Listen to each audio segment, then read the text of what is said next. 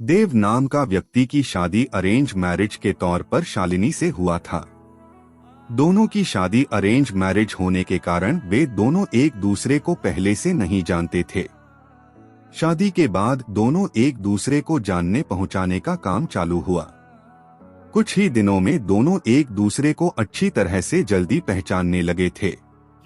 जब दोनों में अच्छी तरह से पहचान हुआ, दोनों एक दूसरे को समझने लगे थे, तो देव को लग रहा था कि उसे एक बेहतर ही पत्नी मिली है, क्योंकि उसे पूरी तरह से समझने के बाद उसे समझ में आ गया था कि लव मैरिज करना कोई जरूरी नहीं है, अरेंज मैरिज में भी अच्छी पत्नी मिल जाती है। दोनों की नई नई शादी हुई थी, इसी कारण से दोनों एक दूसरे को अच्छी तरह से समय देते थे। उसके बाद दोनों एक दूसरे के काम में हाथ बटाया करते थे। पति पत्नी दोनों में खूब ज्यादा प्यार होने लगा था। अब उसकी पत्नी भी देव को समझ गया था और उसे किसी भी प्रकार का कोई काम या किसी प्रकार की कोई सामान जरूरत पड़ने से पहले ही उसकी पत्नी उसे के सामने हाजिर कर देते थे। एक दिन देव अपने दोस्त को सूरज को अपने घर दावत पर बुलाया था। देव और शालिनी के प्यार देखकर सूरज बोल उठाकर, तुमने तो अरेंज मैरिज की है, लेकिन तुम्हारी पत्नी बहुत अच्छी है, तुम्हारा बहुत ज्यादा ख्याल रखती है और तुम दोनों भी अच्छी तरह से अपना काम कर रहे हो। तुम्हारी पत्नी तो बहुत ज्यादा खूबसूरत है और हर काम में तुम्हारा बहुत ज्यादा ध्यान रखती है। तुम बहुत ज्यादा खुशकिस्मत होगी, तुम्हें अरेंज मैरिज होने के बावजूद भी तुम्हें इतनी अच्छी पत्नी मिली है। एक दिन देव अपनी पत्नी से कहता है कि तुम जाकर तैयार हो जाओ, हम लोग कहीं घूमने जाने वाले हैं। हम लोगों को शादी की होगी इतना दिन हो गया है और बहुत सारे काम होने के कारण हमें टाइम भी नहीं मिला है घूमने के लिए। चलो वहां आज हम लोग घूमने के लिए कहीं चलते हैं। इतना सुनकर उसकी पत्नी शालिनी ने कहती है कि आपने तो बिल्कुल अच्छा कहा जी, बहुत दिनों से हम लोग कहीं घूमने नहीं गए, अच्छा हुआ आज आपने बोल दिया, हम लोगों का मन नहीं लग रहा था, चलो कहीं घूम कर आते हैं।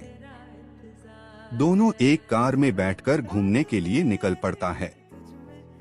रास्ते में जब हाईवे पर गाड़ी जाती है तो उसे एक बड़ी गाड़ी में टक्कर होने के कारण दोनों दुर्घटनाग्रस्त हो जाते हैं।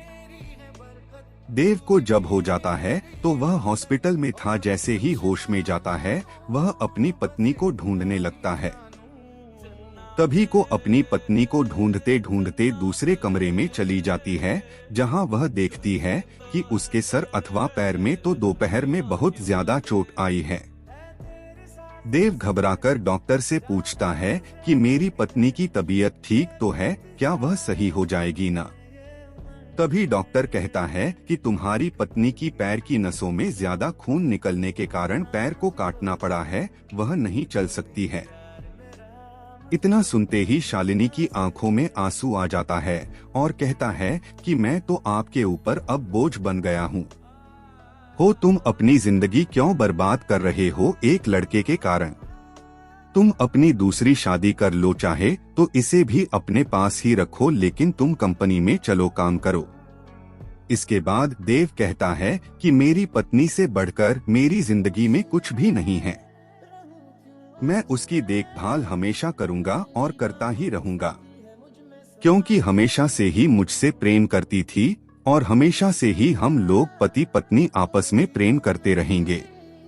फिर वह अपने दोस्त को कहता है कि तुमने एक बार आया था और मुझसे कहा कि तुम्हारी पत्नी बहुत अच्छी है, तुम बहुत खुशकिस्मत होगी, तुम्हें ऐसी पत्नी मिली है।